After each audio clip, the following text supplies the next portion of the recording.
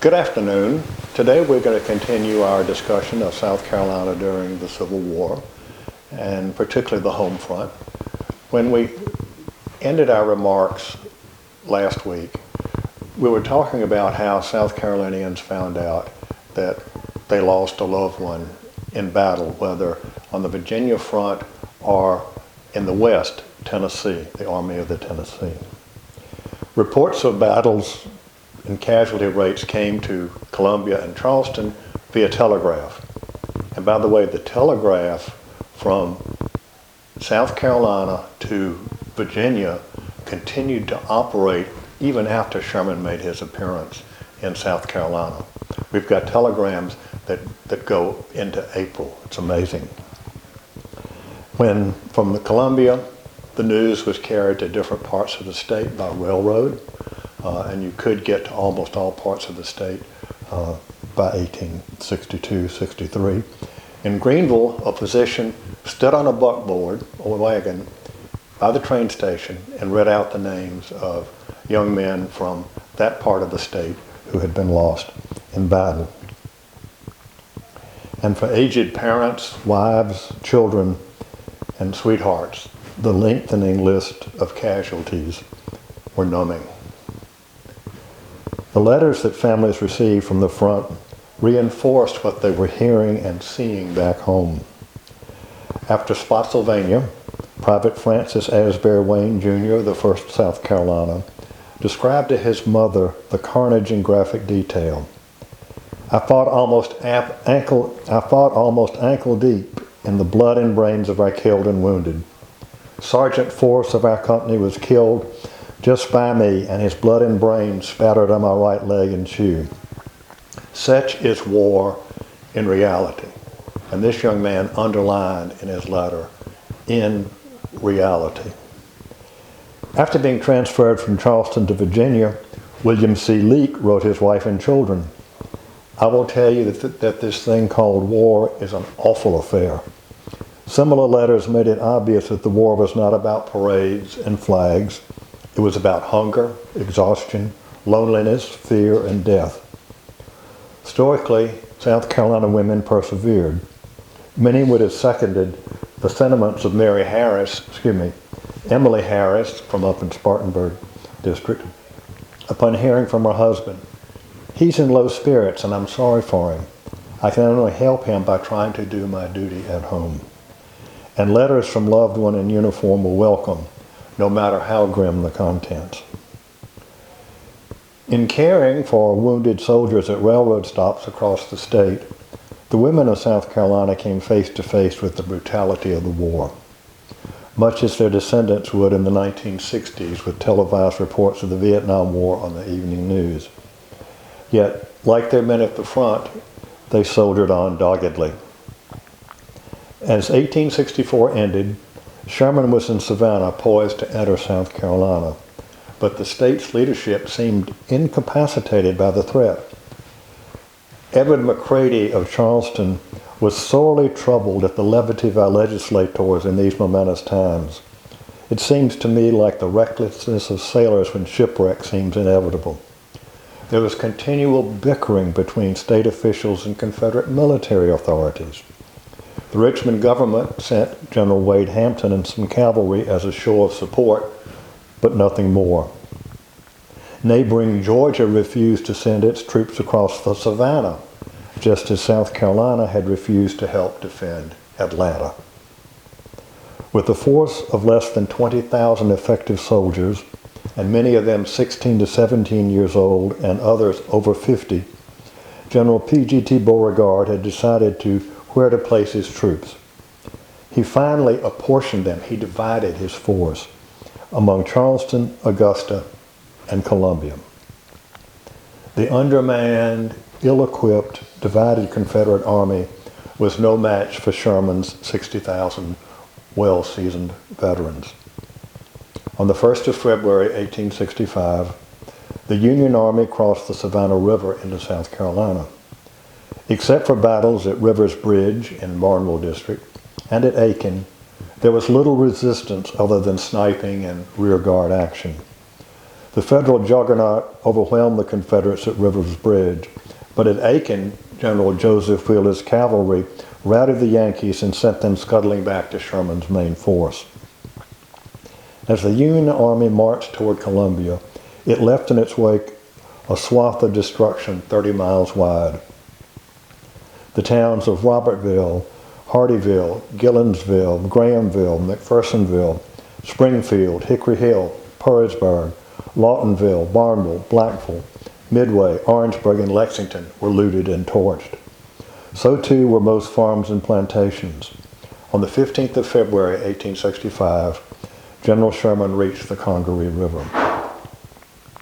The situation in refugee-swollen Columbia was totally out of control.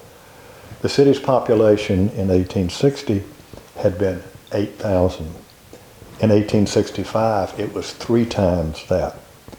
Every building in the city was filled to capacity with women, children, and the elderly.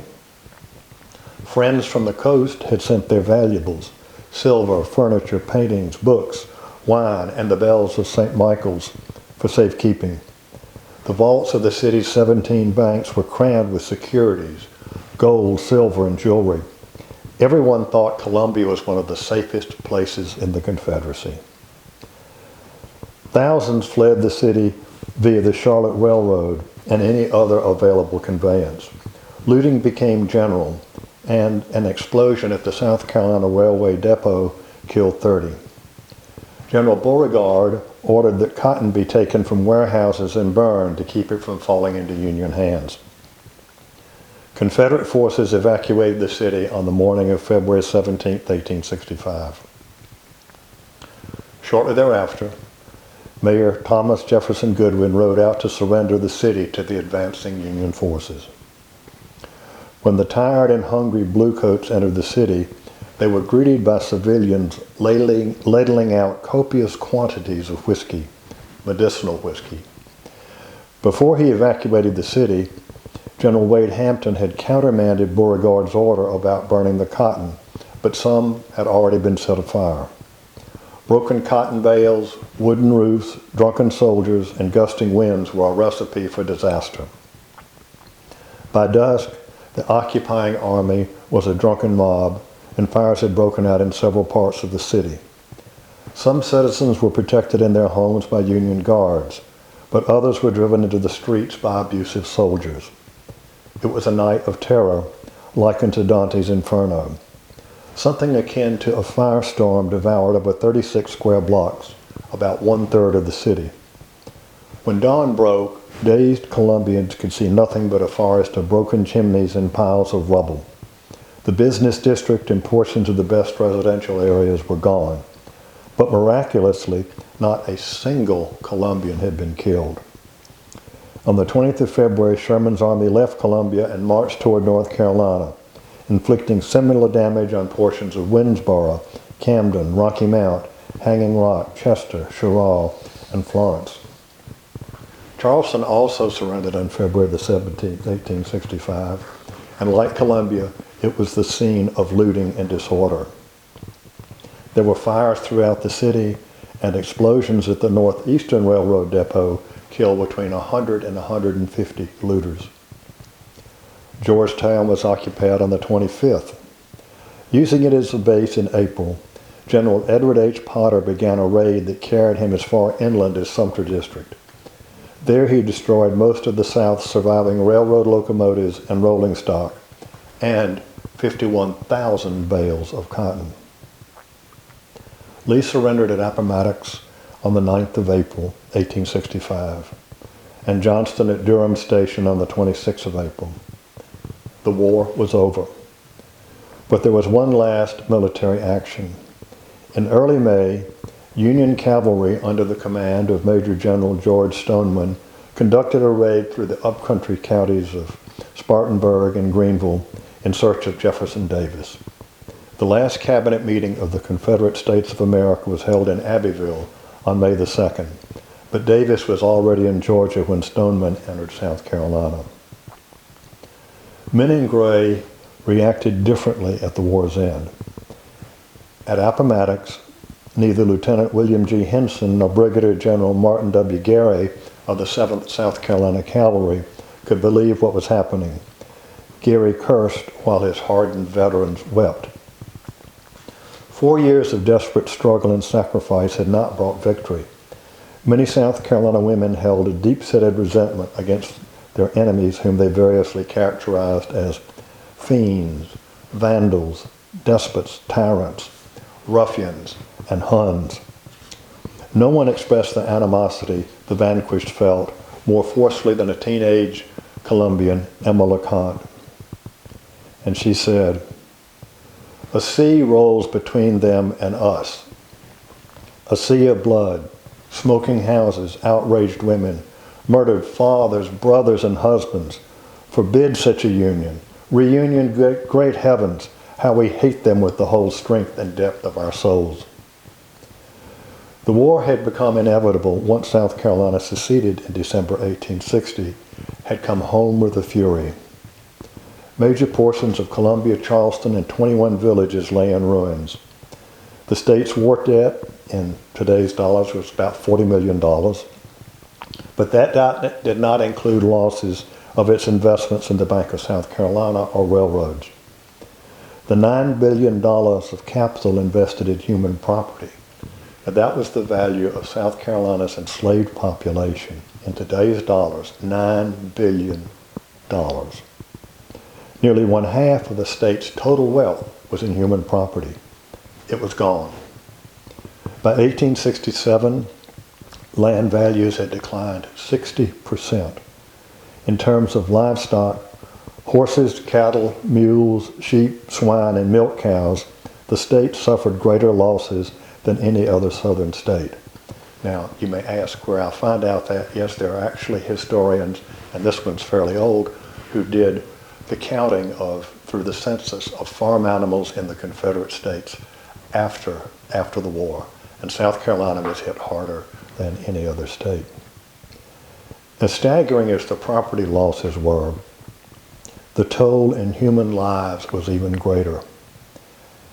In 1860, there were 60,000 men of military age between 18 and 45.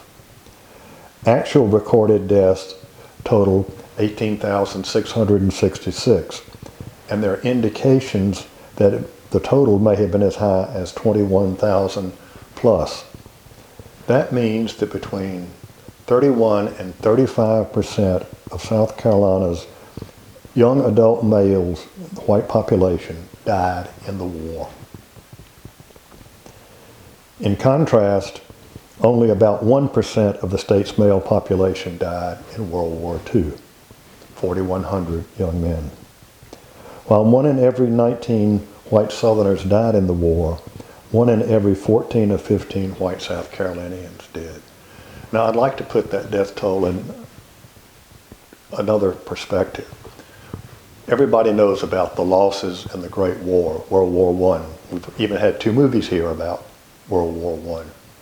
And European countries talked about a lost generation of young men who were killed on the battlefields of Europe. Russia, Germany, France, England. None of them suffered better than a 15 or 16% loss of those involved in combat. South Carolina, those in combat lost at least twice as great a percentage. So if Europe had a lost generation that everybody acknowledged, South Carolina certainly did as well. Some communities were hit harder than others as units were recruited by districts and towns. Of the 1,001 men from Lancaster District, 282 did not return home. That's about 20%, almost 30%. The Georgetown Rifle Guards went to war with 125 men on the rolls. Only 10 survived unscathed. Maxie Gregg's brigade suffered 1,279 killed and 3,735 wounded. Of the 26 Confederate units that suffered at least a 50% casualty rate in a single action, 6 were from South Carolina. the 17th and 23rd South Carolina at Manassas, the 1st South Carolina Rifles at Gaines Mill, and the 1st and 12th South Carolina at 2nd Manassas. The 7th at Sharpsburg. A Darlington District family, the James Kellys had 6 men in uniform, but only 2 came home unharmed. One was known to have died, and another was disabled. The remaining 2, said a sister, we never heard from again. Recent records, and this was in the late 1990s, we found out that those missing died, one in battle and another in a prisoner of war camp. So that family sent 6 men off to war, 4 died, and the 2 that came back had been maimed. Like France, Britain, and Germany in World War I, South Carolina lost more than a generation of its young men. It was a loss that would be keenly felt by the state for generations yet to come. And now I'm going to stop for just a second because we're going to shift gears and move from the war to Reconstruction.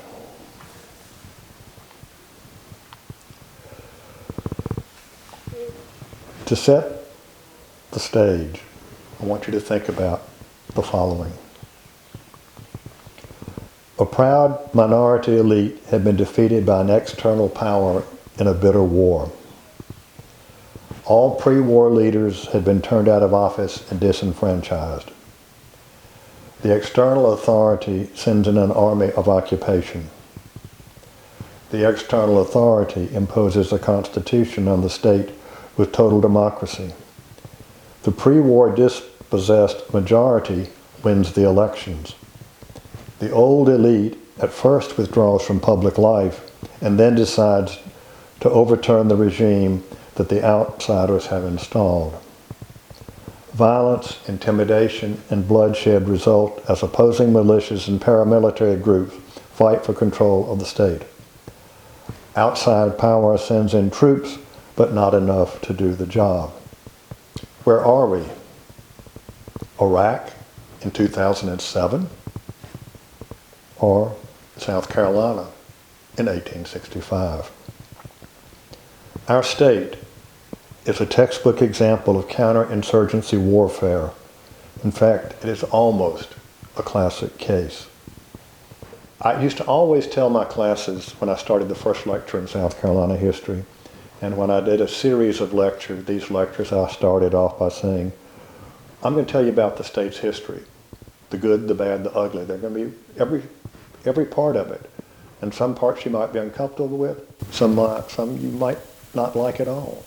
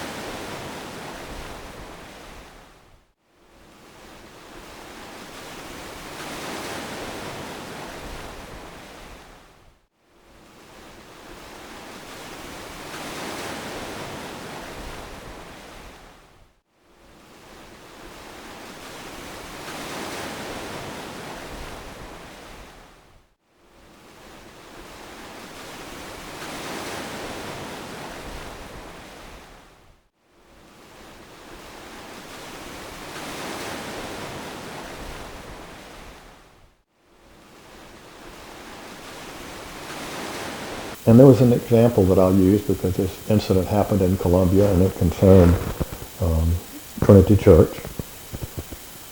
As you all know, in the Book of Common Prayer, there is a prayer for the President of the United States. Well, in the missal that was used at Trinity, which is in the church archives, the Reverend Peter Shand had scratched out United States and written in Confederate States of America. Well, once Union forces settled in Columbia, there was a rumor that Shand was not going to pray for the President of the United States, saying he didn't have the authority from his bishop to do so, and so therefore he wouldn't do it. Well, the commander of the Union forces in Columbia said, "Mr. Shand, you started praying for Jefferson Davis before your bishop gave you permission. If you don't pray for the President of the United States, I'm going to close your church." And he was sitting on the front row, and according to one description, and again, young Emma LeConte and her diary provide this story, when the first words of that prayer for the President of the United States began, every member of the congregation, except for the Union soldiers, rose from their knees. They weren't, that was their silent protest, but the prayer was said then and said thereafter. Black Carolinians gradually realized that they were free. Some planters ignored reality and tried to keep slaves in the fields, but former Governor Francis W. Pickens was not one of them. He got all of his hands together and announced that they were free, all 270 of them. He was worried that reactionary whites would bring down the wrath of the federal government. In the Low Country, there was a huge exodus of the former enslaved people from the plantations on which they were worked. And by 1867, there were 50 idle rice plantations on the Cooper River alone. A Newberry house servant told her mistress, "I must go. If I stay here, I'll never know I'm free." Freedom jaunts seldom lasted more than several months for many. There was a love of land and place. Now this might sound strange, but this is in the former slave narratives and in records that were taken after the war. African Americans who had been enslaved in a particular place, they said, "I helped create this. This is my land." And so they would come back, to the place where they had been formerly enslaved. Also, they had to work in order to have food and clothing. By the spring of 1866, the majority of ex-slaves were either back on their plantations from whence they had fled, or at least in the neighborhood. About 40,000 freed men and women left South Carolina for other southern states where wages for labor were higher. A few even began an exodus to Liberia, and there's been a long connection between South Carolina and the African country of Liberia. Tremendous impact, obviously, on the white community. Beginning, first of all, they are now a minority. South Carolina's population is 60% black. House servants were a luxury that few could afford. Women were now forced to do domestic household chores, and men had to do manual labor. The desertion of slaves, the so-called faithful slave, was a psychological blow to many. Emma Holmes described the loyalty of one freed person because such faithfulness among so faithful few deserved to be recorded. As the years went by, every family seemed to have a story of a faithful slave, most of them, quite frankly, fabricated. And then there was the public behavior of African Americans. Some exhibited no hostility to whites. Others' behavior was described as insolent, sassy, or rude. They no longer had to get off the sidewalk when a white person walked down the street. That's what they had to do when they'd been enslaved. They rode in carriages. They had horses. There was a fear of a race war. Incidents of black-on-white violence in response to white treatments of blacks. All of a sudden, if a white man could use to discipline a black person, and that was that. Now, blacks responded tit for tat. You slug me, I'm going to slug you back. Something not expected.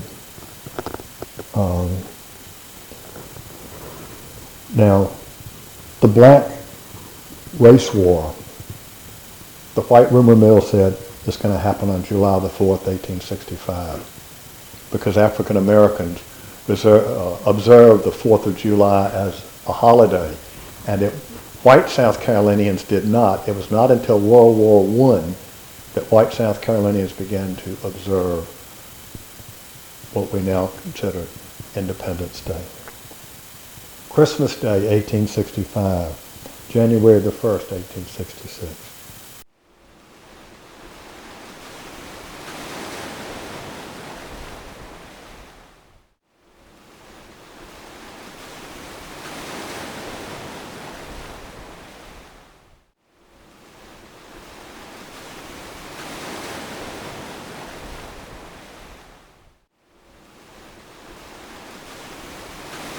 And then there was the question of the churches. The northern branches of various denominations entered the state, the Baptists, the Presbyterians, the Methodists. Before the war, the majority of Methodists in South Carolina were black. Almost all withdrew to northern black churches. And then there was the tremendous growth of black denominations, the African Methodist Episcopal Church and the African Methodist Episcopal Church Zion. In 1860, there were 47,000 black Methodists. In 1876, there were 421. In 1860, there were almost 3,000 black Episcopalians. By 1876, there were 262. Before the war, there were 85,000 blacks in denominational roles. By 1877, there were 218,000. White suspicions of black churches were that they would soon become community centers for the black population, which of course they did. And then we come to the issue of presidential reconstruction.